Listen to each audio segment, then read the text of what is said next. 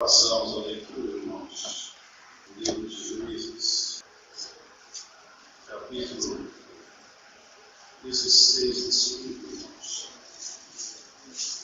E foi-se Sansão na casa, e viu uma mulher prostituta, e com ela, e foi dito aos israelitas: Sansão entrou por uma coisa igual. Toda noite puseram espias à porta da cidade. Porém, toda noite estiveram sossegados, dizendo: até a luz da manhã esperaremos, então mataremos. Porém, Sansão deitou-se até a meia-noite. E à meia-noite se levantou e travou da porta da entrada da cidade com ambas as ombreiras, e juntamente com a tranca, nos tomou ombros sobre os ombros e levou-as para cima, até o cume do monte que estava debaixo de Hebron. Depois disso, aconteceu que se abençoou uma mulher do vale de Soré, cujo nome era Dalila. Então os príncipes dos filisteus subiram a ela e lhe disseram: abençoai-o e vei quem consiste a sua grande força, e com quem poderíamos assegurar-nos dele e amarrá-lo, para assim o afligirmos. Estaremos cada um 1.100 moedas de prata. Disse, pois, Dalila a Sansão: declara-lhe, peço-te, em que consiste a tua grande força, e com que poderia ser amarrado para te poderem afligir? Disse-lhe Sansão: se me amarrassem com 7 feudos de remos frescos, que ainda não estivessem secos, então me enfraqueceria e seria como qualquer outro homem. Então os príncipes dos filisteus lhes trouxeram os 7 feudos de remos frescos, que ainda não estavam secos, e amarrou com eles. Os espias estavam assentados com ela no barcão. Então ela lhe disse: os filisteus vêm sobre ti, Sansão. Então quebrou as vergas de vinhos, como se quebra o fio deste corpo cheio de fogo. Assim não se soube em que consistia a sua força. Então disse Dalila a Sansão: eis que zombaste de mim e me disseste mentiras. Ora, declara-me agora com que poderia ser amarrado. E ele lhe disse: se me amarrassem fortemente com cordas novas, porque se não houvesse feito obra nenhuma, então me enfraqueceria e seria como qualquer outro homem. Então Dalila tomou cordas novas e o amarrou com elas, e disse: os filisteus vêm sobre ti, Sansão. Os espias estavam sentados numa câmara. Então as quebrou dos seus braços, como um fio, e disse Dalila a Sansão: até agora zombaste de mim e me disseste mentiras. Declara-me, pois, agora com que poderia ser amarrado. E ele lhe disse: se teceres 7 tranças dos cabelos da minha cabeça, com os liços da teia, e ela os asfixiou com uma estaca, e disse-lhe: os filisteus vêm sobre ti, Sansão. Então despertou do seu sono e arrancou as estacas das tranças tecidas juntamente com o liço da teia. Então ela lhe disse: como dirás, tenho-te amor, não estando comigo do coração? Já 3 vezes zombaste de mim e ainda me não declaraste em que consiste a tua força. E sucedeu que, importunando ela todos os filhos com suas palavras, e molestando a sua alma, se angustiou até a morte. E descobriu todo o seu coração, e disse-lhe: nunca subiu navalha em minha cabeça, porque sou um asilo de Deus desde o ventre de minha mãe. Se viesse a ser rapado, iria de mim a minha força, me enfraqueceria, e seria como todos os mais homens.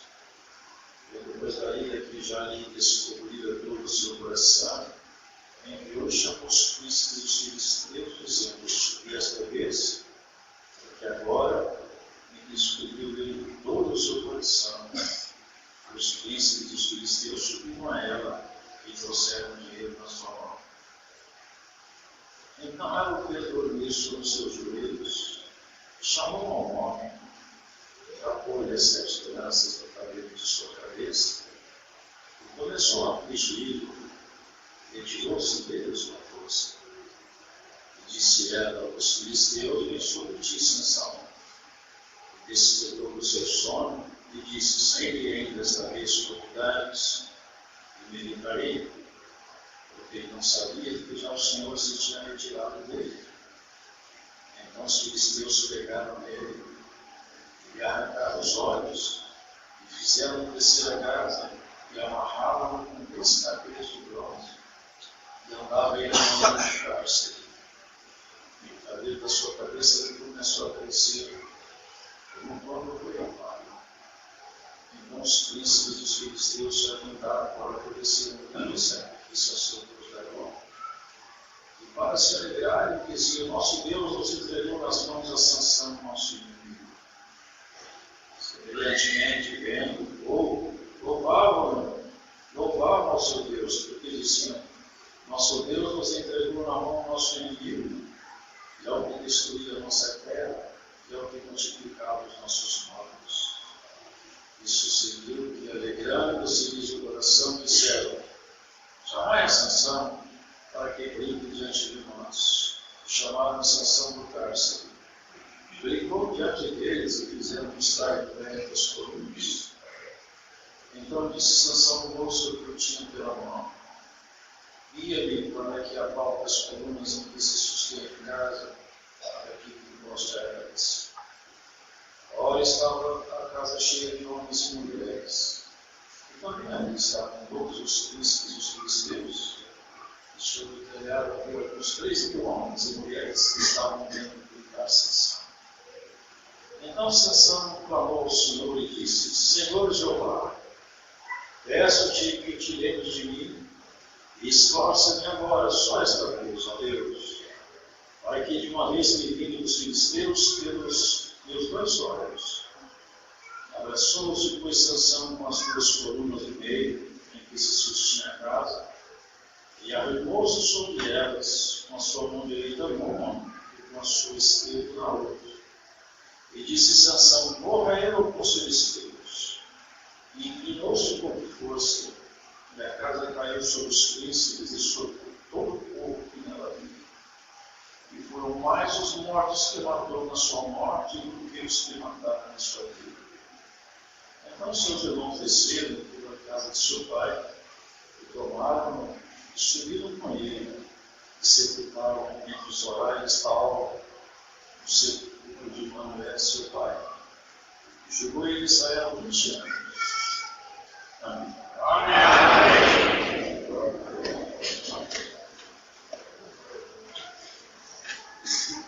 Seria uma história tão bonita se não tivesse um desfecho tão triste. Porque começou bem. Na ocasião, uma mulher simples no campo viu um varão se aproximar dela. Era um anjo de Deus. Ela não sabia. E aí essa mulher era estéril, a esposa desse Manoel, uma sigla para Manoá, segundo Paulo de agora.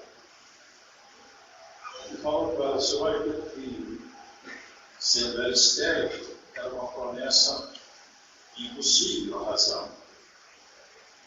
Esse filho que vai nascer, você vai ter que tomar alguns cuidados com ele. Ela contou para o seu marido, ele pediu para ela que falasse com esse homem, ele queria ouvir esse homem também. Só que não dependia dela, porque não sabia como fazer um anjo voltar. E o anjo voltou, falou com eles. E o pacto era esse: esse menino vai ser Nazireu.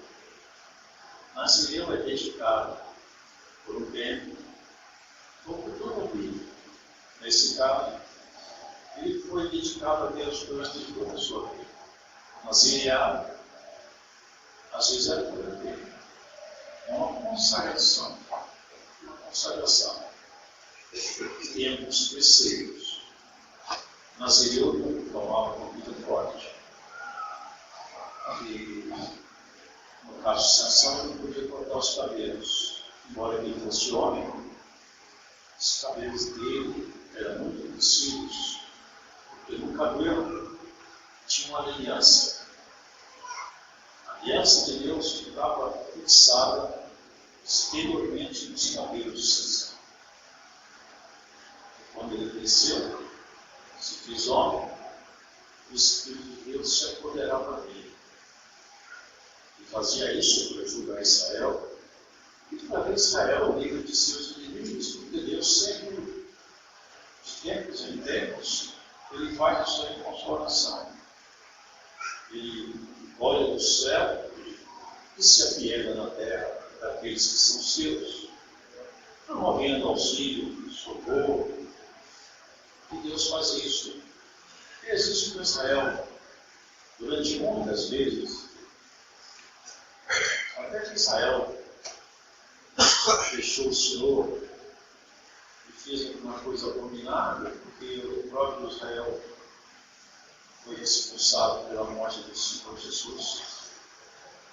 E aí custou-lhes muito caro, por quase 1.800 anos, de viver no seu país, clamando no coração que queriam voltar para Jerusalém.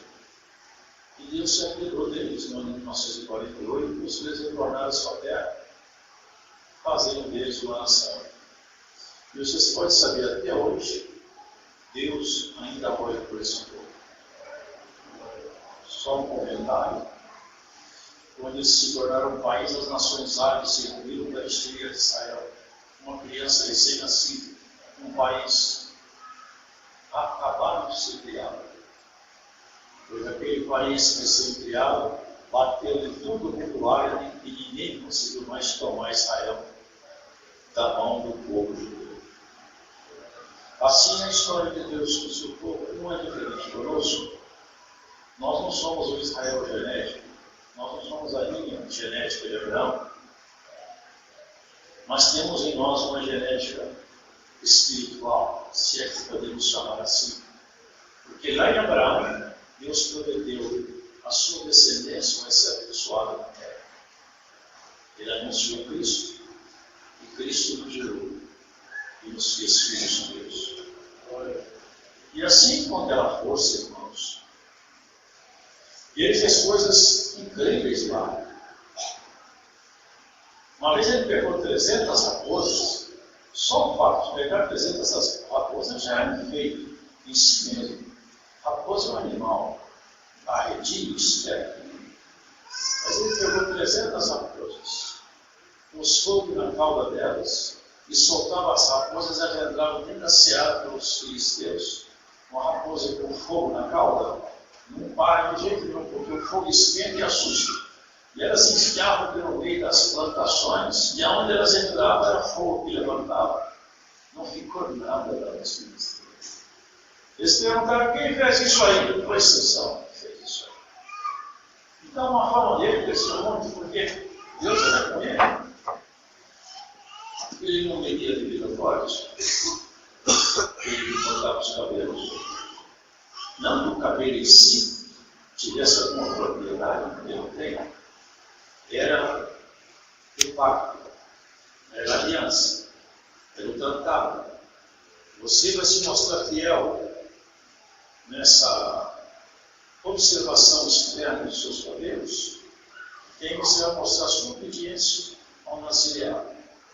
E enquanto você for obediente, eu sou seu ajudador.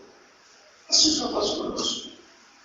Nós ficamos obedientes a Deus e Ele nos ajuda. Quando nós perdemos a obediência, perdemos o amparo também. Você se lembra que ele lutou com 3 homens, ele estava desarmado, não tinha nada. Foi cercado por 3.000 homens armados. Ele não tinha nada para se defender.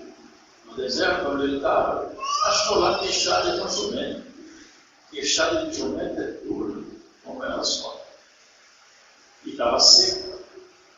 Ele pegou na queixada do jumento, e aquela queixada virou uma arma mortal. 3.000 homens morreram pela queixada de um jumento. Mas você sabe que é uma força que atua nos ares. Quando essa força ela quer atuar contra alguém, ela se materializa nos pensamentos ou no sentimento das pessoas. É assim que o nosso inimigo também gosta. A não ser para pessoas espirituais, ele não se apresenta para ninguém com garfo na mão, com chifre, até porque ele assustaria as pessoas. Ele não se apresenta. Então, o que ele faz? Ele vai, por intermédio das pessoas, ele promove as suas guerras, seus prejuízos. É assim que ele age. Os filisteus, ele usava os filisteus para combater o povo de Deus, para ver se o povo de Deus era subjugado. Por quê? Desde o princípio tentou anular o plano de Deus. Deus sempre planejou deixar uma linha de homens bons para que lá na frente viesse o Salvador. E dele viesse a nossa salvação. Várias vezes ele tentou anular isso. Quando Caim matou Abel, era uma tentativa de anular o plano de Deus. Você tinha anunciado para Adão: olha, a terra está amaldiçoada. A serpente vai te morder seu calcanhar, mas você vai pisar na cabeça dela. Não era Adão, era a descendência de Adão. Ali ele estava anunciando Cristo, porque o calcanhar é onde se apoia todo o seu corpo, a sustentação do corpo, ou seja, é o ponto de contato do corpo com o chão. Assim, o ponto de contato do homem com o pecado é o mundo, é onde ele consegue inocular seu veneno nele. Hoje orou-se assim: Senhor, nós muitas vezes erramos pelos nossos olhos. É isso mesmo, pelos olhos, pelo tato, pelas palavras. Onde você toca o mundo, ali você pode se manchar. Mas ele falou: ela, a mulher, lhe esmagará a cabeça. Essa mulher que esmaga a cabeça dessa serpente não é Maria. Maria não esmagou serpente nenhuma. Essa mulher é a igreja, e esmagou, por intermédio de Cristo, o seu Senhor. É isso aí, irmãos. A verdadeira história da criação. E ele tentou, e aqui ele estava tentando, outra vez, interromper os projetos. Ele amaldiçoava, vocês lembram? Ele tentou interceptar as bênçãos de Deus várias vezes. Onde vai chegando a bênção, ele corre lá para tentar segurar. Era bom que ele desistisse, mas ele não desiste. Se ele parasse de tentar, mas não para isso. Mas ele não para. Ele só vai parar quando o juiz se levantar do seu trono. Ali ele vai parar. Agora, quando chega o milênio, por 1000 anos ele vai ficar parado de mexer com o povo. Também nós não vamos estar aqui mais. Nós vamos estar lá no paraíso. E essa terra fica 1000 anos ainda, desfrutando das delícias da tecnologia e dos prazeres do pecado e da morte. Depois a conta vem. Uma conta amarga e cruel. Uma conta pesada de pagar. Essa conta vai ser paga com fogo eterno, com grito e com ranger de Deus. Nós, se ficarmos fiéis, não pagaremos essa conta. A nossa conta está sendo paga, justificados somos todos os dias por aquele que nos amou. Aqui ele estava tentando segurar as bênçãos de Deus de Israel, e ele tentava lutar contra Deus, não diretamente contra Deus, porque ele não faz, contra Deus em sanção. Então a luta foi essa: juntaram 9.000 homens e perdeu. Um bom general, quando ele perde uma guerra, ele tem que mudar a estratégia ou mudar as armas. O general faz um estrategista militar, ele percebe: eu não consigo vencer, eu tenho que mudar a tática, eu tenho que chegar na traição, tenho que atacar de madrugada, ou usar uma arma nova. É o que ele fez. Lá atrás, quando Adão vivia feliz no Éden com Eva, quantas vezes ele tentou Adão? Adão falava: pode ter certeza disso. Mas um dia, de tanto falar com ela, ela cedeu. E não foi o inimigo que jogou Adão no chão, foi Eva. Porque já em Eva, ele conseguiu derrubar Adão. Ele voltou àquela estratégia outra vez. Contra esse homem não tem força, porque Todas as vezes que eu armo alguém, é isso que ele estava aqui demonstrando com suas ações. Se alguém fica armado, Deus toma esse homem com um poder tão grande, ele é invencível. A força dele é absurda, descomunal, não é humano. Não é lutar contra o homem, é lutar contra Deus dentro do homem. Deus mora nele na hora da guerra. Quando começa a guerra, Deus vai para dentro dele. Quem é que pode vencer esse homem? E nessa guerra nossa aqui, Deus mora dentro de nós. Antigamente Deus vinha e ia embora. O homem não era habitação. O homem era visitado pelo Espírito de Deus.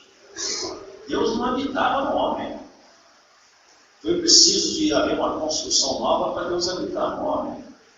Foi preciso achar uma casa para fazer outra. Quando a casa do Senhor se desfez na cruz, a nossa foi reedificada com seu sangue. E agora, dentro do seu coração, existe um lugar de morada para Deus. E Ele mora aí pelo Espírito Santo que nos foi dado. Ele habita, residente no seu coração, não como visitante. A estratégia foi uma mulher frágil, sem força, mas com seus encantos de mulher. Outra vez ele voltou na sua parte antiga. E você não cuidar, você não cuidar. Esse nosso inimigo ainda tem muitas armas e muitas táticas como receber. Cuide da sua vida para que ele não te pegue com as táticas antigas. Cuidado com a astúcia desse velho leão, porque ele continua astuto e essas armas ainda estão muito com ele. Muitas moças, muitos moços já perderam a honra, porque se encantaram com os belos olhos, com a formosura de alguém. O Senhor Jesus nos cubra com a sua proteção essa noite, que nenhum de nós seja vítima, nem prisioneiro de alguma paixão. Ela procurou por ele, começou a falar para ele: eu quero que você me conte o seu segredo. O segredo de Deus não é para contar para ninguém. Eu acho lastimável ver como as pessoas fazem uso da mídia social. Tem pessoas que são capazes de colocar na mídia social: estou deprimida, briguei com meu namorado, não sei mais o que. Isso é fornecer clara e evidentemente armas para o seu inimigo. Tem coisas que ele só sabe ouvir. Ele não consegue ler seu coração. Mas quando você publica, tudo que você publica está notório. Todos os poderes que caem têm acesso. A gente não publica nada.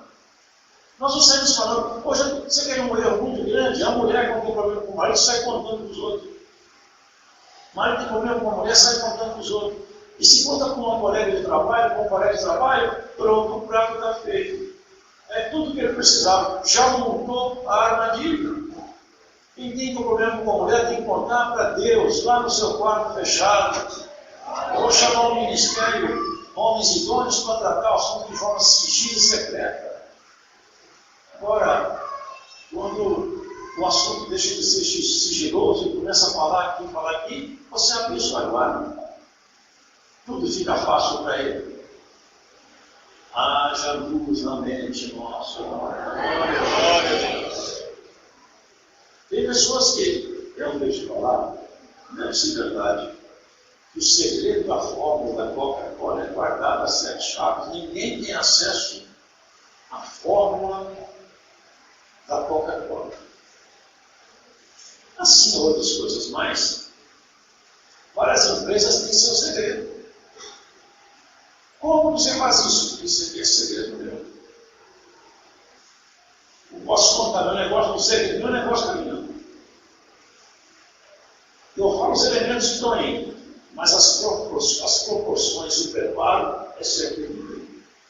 Se ele conta o segredo, o concorrente vai fazer igual, acabou o seu negócio. E tem coisa que nós temos que guardar conosco, irmãos.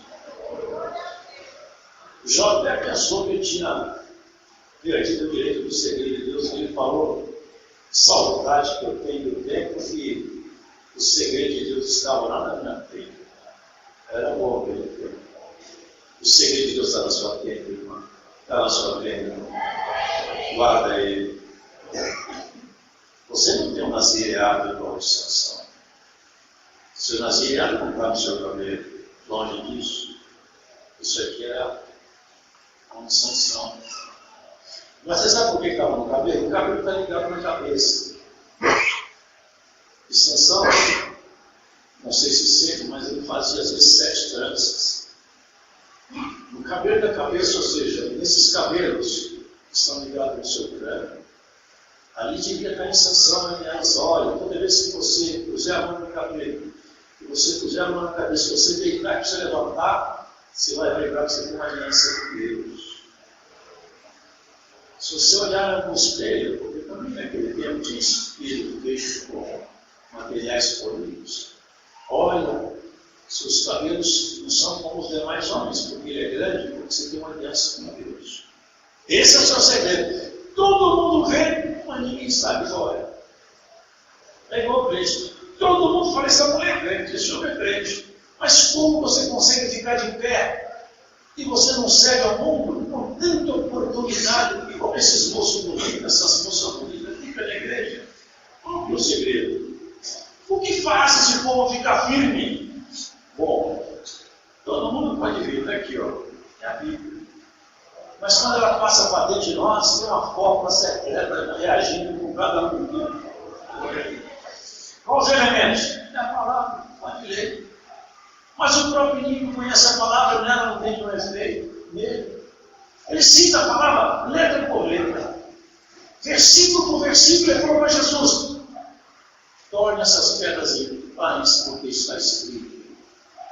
Lança-te daqui abaixo, porque está escrito, não permitirá que você tropece em pedra. Ele conhece tudo, mas nele não tem eficácia.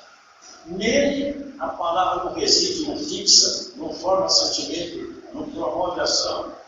Mas o segredo nosso é que essa palavra em nós se misturou com o nosso caráter, com o nosso espírito, e ela transformou o jeito de ser. A palavra de Deus se mistura nas fibras do nosso sentimento, e elas são fortes demais em nós. Forma amor em nós. Por isso que nós somos presos, amarrados em nossos comportamentos, que muitos chamam de tradições antigas. Muitos falam que são apenas tradições. Isso aqui é o segredo desse povo com Deus. Esse povo não se mistura com pecado, com lascívia, não se mistura com bebedice, com droga, com prostituição, com maledicência. E o segredo da palavra vai continuar habitando em nós. No dia que o homem se mistura, a mulher se mistura com o mundo, o segredo que foi aberto. Já não há mais nada por que escolher. Sansão, irmãos, ele devia ter percebido, porque a mulher, ela perguntou para ele aquilo que ela não devia perguntar. Aonde está o segredo da sua força, Sansão? Esse segredo é meu, por Deus. Não é para você falar isso. E ele falou uma mentira com ela. E ela experimentou ele. E depois, ela pensou no teste com ele. E ele mentiu outra vez. Agora, vocês percebem uma coisa aqui? Quando eu li essa palavra, sempre isso aqui me chama a atenção. 3 vezes ela perguntou e mentiu. E todas as 3 vezes ela fez o teste. Será que dá certo? 1.100 moedas de prata para cada um dos príncipes. Ela pensou que ainda. É dinheiro demais para mim. É o que eu quero. E os testes foram feitos 3 vezes. Não é a sensação falar? Você está me experimentando todas as vezes, mulher. Não quero mais nada com você. Se alguém, se sua mulher, filho, mãe, pai, quem quer que seja, te chamar para fazer uma coisa feia, está escrito: aquele que não deixar pai e mãe por amor de mim, não é digno de mim. Ninguém pode nos levar a fazer coisa errada. Nem filho, nem neto, nem pai, nem mãe, nem avô. Seja o que for, se estiver errado, eu não faço por causa de Jesus Cristo. É o meu segredo. Ninguém vai entrar na minha relação com Deus. Olha, da 4ª vez, E tinha, olha que maligna era com espias, escondido, dentro da câmara. Era tudo muito montado. Mas, a quarta vez, ele falou para ela: olha, você nem sabe dali, até o cabelo. E o cabelo. E olha o que ela falou.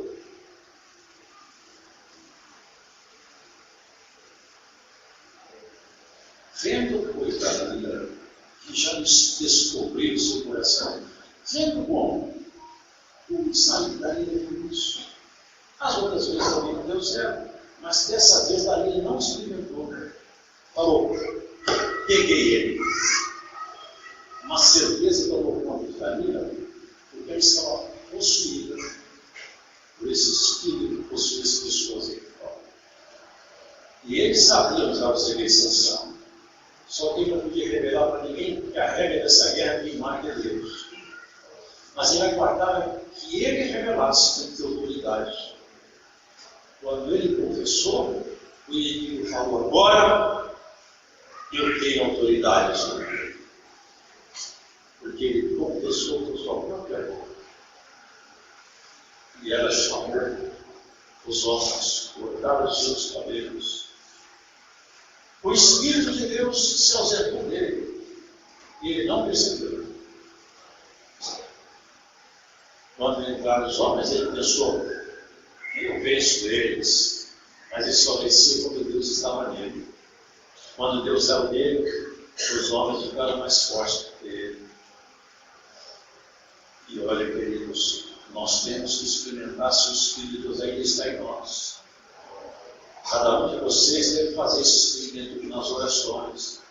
Senhor, o Senhor está em mim ainda? Faça-me sentir a virtude tua, que a habitação aqui ainda tem um morador santo em mim. Sansão não percebeu o seu território.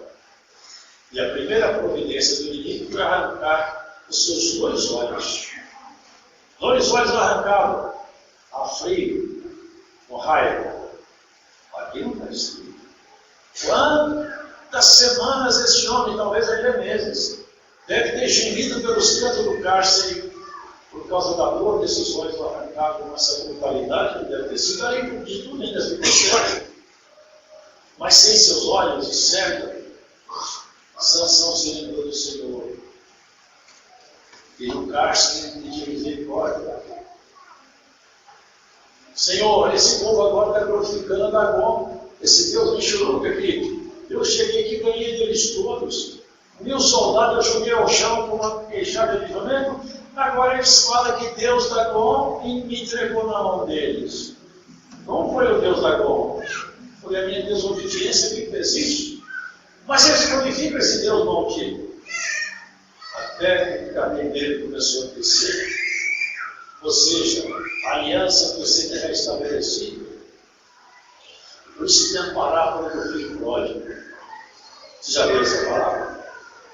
O moço pediu para o pai o direito da fazenda, foi para o monte e gastou tudo com as meretrizes e comendo as corotas de porcos, sujo e imundo. Ele se arrependeu amargamente e ele falou: eu vou voltar para a casa de meu pai, para a fazenda, e não mais para ser filho, para ser um mero empregado, porque um empregado na casa de meu pai vive melhor do que um solto aqui no mundo onde eu vivo. Eu como só coisa suja, só como lixo. Na casa de meu pai, que eu fico lá de empregado, mas eu não quero ficar aqui de patrão. Solto nesse mundo, estou sujo e preso. Na casa de meu pai, eu vou ser mais feliz. Ele foi lá para ser contratado como funcionário. E eles falaram, ele começou a chegar e falou: o seu filho está voltando aí, está chegando aí o seu filho. Ele está indo. Parece que ele está pedindo misericórdia para trabalhar na fazenda. O pai ouviu que ele ficou tão alegre, ficou tão contente. O meu filho está voltando. Falou com os empregados: prepara a maior festa que tem. Pega o novilho gordo, cevado, mata ele, vai ter festa hoje. Glória a Deus. Chama os cantores, que eu quero que tenha hoje um dia de alegria. E quando o menino foi chegando, ia falar para ele: papai, eu não quero ser filho, eu quero ser empregado, o senhor me aceita como empregado? Ele não terminou de falar, o pai dele pulou no pescoço dele, beijava ele, chorava: oh, meu filho, você voltou para cá. Eu não sou digno de ser filho. Abraçava e beijava. O irmão dele, lá dentro da fazenda, falou: esse seu filho aí, não chamou de irmão, não. Esse seu filho aí foi para o mundo, gastou dinheiro dele com as meretrizes, agora volta para casa, faz essa festa toda. Eu estou aqui todo dia, o senhor nunca matou nem um cabrito para fazer festa. Agora o senhor não deixa esse novinho tão gordo para ele? Eu não aceito meu irmão de volta. Ô, meu filho, tudo que eu tenho é seu. Não é o cabrito, é a fazenda toda. Eu matei esse novinho porque esse meu menino tinha morrido e ele ressuscitou. Eu tinha perdido ele, eu achei. Glórias a Deus, irmão. Era Sansão voltando ao Senhor. Me aceita de volta, Senhor, estou arrependido. Não segura ninguém de voltar para Deus, não, hein? Não atrapalha ninguém de voltar para Deus. Se alguém quiser voltar para o Senhor, que não seja você a porta de tropeço. Deixa eu voltar, porque o Pai é Ele que gosta dos filhos. É Ele que cuida dos filhos. Sabe o que significa aquele filho dele assim? Seu filho aí, é o nosso meio. Vê o irmão por aqui, às vezes chega no nosso meio e recebe o novinho gordo. Às vezes você está perguntando de língua, está falando língua. Isso não é Deus, não. Cuidado com a sua boca. Glórias ao Senhor Jesus Cristo, irmão. Porque vai ter festa em Belo Horizonte. Vai ter festa. Vai ter novinho, vai ter canto. Vai ter reconciliação da parte de Deus. Debaixo dos termos da sua família, haverá tempo de reconciliação. Deus renovará a vida de alguém. Olha, irmão, eu quero misericórdia até que um dia ele percebeu. Agora, o Senhor voltou para mim. Ele sentia dele que estava voltando para mim. Ele falou: vamos fazer Sansão brincar com a gente aqui. Colocaram o Sansão para brincar lá, divertir com ele. Ele falou: vocês podem me levar onde estão as duas colunas de sustento que eu tenho? Posso. E leva lá, moço. Sério, não consegui enxergar. Coluna era uma próxima a outra, senão suas mãos não saíram. Ele pôs nas mãos: as colunas estão aqui. E meu Deus está aqui. Hoje é o dia da minha lembrança. Você viu o que ele falou? Morra, Sansão, eu tenho um preço a pagar, mas morra os meus inimigos sob o poder. Irmãos, aquele dia, a estrutura superior sustentada por essas colunas não suportou. Quando ela jogou aquela estrutura ao chão, tudo que estava em cima ruiu abaixo. 3.000 morreram nesse dia. Sansão matou mais na morte do que na vida. E na morte dele aconteceu um livramento para Israel. A estrutura do templo caiu e os inimigos morreram. Você sabe, irmãos, que isso também é uma figura do que o Senhor Jesus fez na cruz. Só que Jesus não desobedeceu. Quem desobedeceu foi você e eu. A diferença é que Sansão pagou a sua conta. Jesus pagou a nossa conta. Glória a Deus. Sansão entrou em trevas porque ele contou o segredo de Deus. E o Senhor Jesus entrou na morte porque ele trouxe o segredo de Deus para nós. Ele fez agora bonito demais, porque quando ele estava na cruz, eles rasgaram ele com uma espada. Irmãos, para que jorrou sangue, vai jorrar e sair com efusão. Para jorrar sangue é necessário ter um peito que rasgou uma artéria, uma veia principal, provavelmente uma artéria pulmonar. Então o sangue saiu todo, não ficou sangue nele. Ele perdeu todo o sangue ali na cruz. Então foi o sangue ao chão e o corpo à sepultura.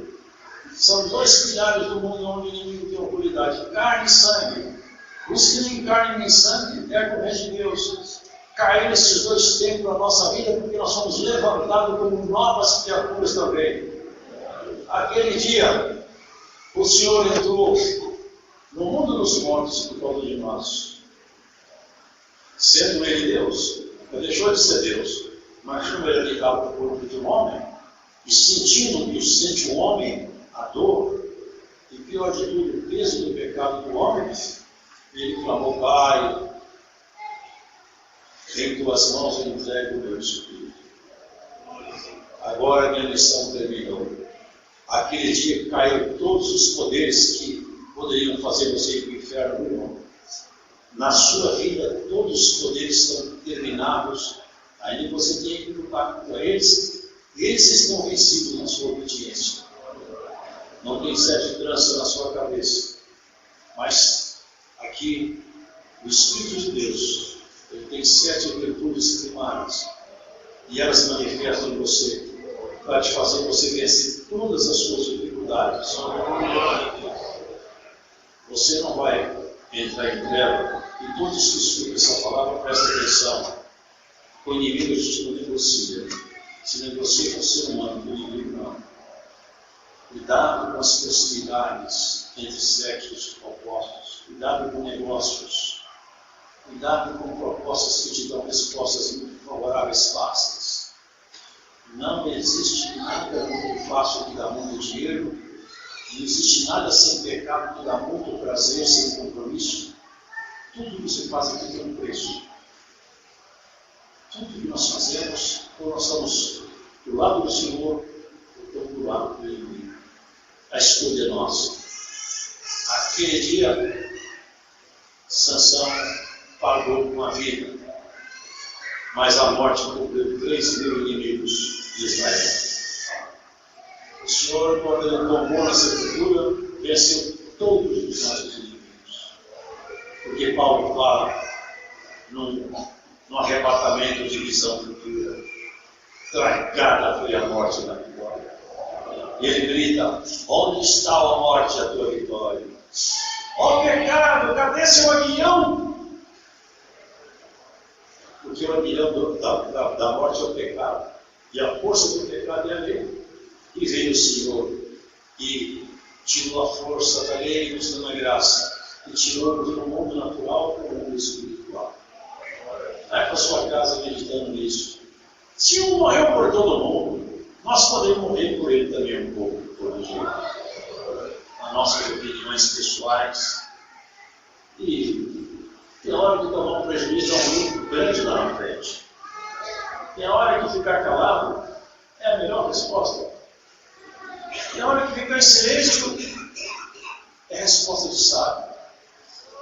Palavras de sábio, elas têm brilho de ouro. Mas tem momento que o silêncio é uma resposta de sábio. Herodes perguntou para Jesus tanta coisa. Você é rei? Não chamava isso, Senhor. Ele olhou para Herodes, não disse uma palavra para ele. Mas ele tinha falado antes: vai falar para aquela raposa que eu ressuscito. E no terceiro dia eu puro, e no terceiro dia serei ressuscitado. É isso que vai acontecer conosco, irmãos. Seremos todos transformados, vivos, ressuscitados, aqueles que estiveram no Senhor, recebendo um corpo glorificado para vivermos com Ele. Glória a Deus. Haja proteção sobre a vida do irmão, sobre a vida da irmã. Haja cuidado cautela na sua vida e fora, porque tem muitas coisas que mancham. Tinta fresca, você põe a mão está toda suja. Você encosta numa parede com cal, seu teto fica todo branco. Não é assim? Você senta onde tem carvão, você está com a roupa toda manchada de preto. O mundo, aonde você passa, você encosta e deixa mancha. Não encosta muito no mundo, não. Encosta em Cristo, Ele vai passar brancura com sua veste para você. Deus seja louvado. Amém.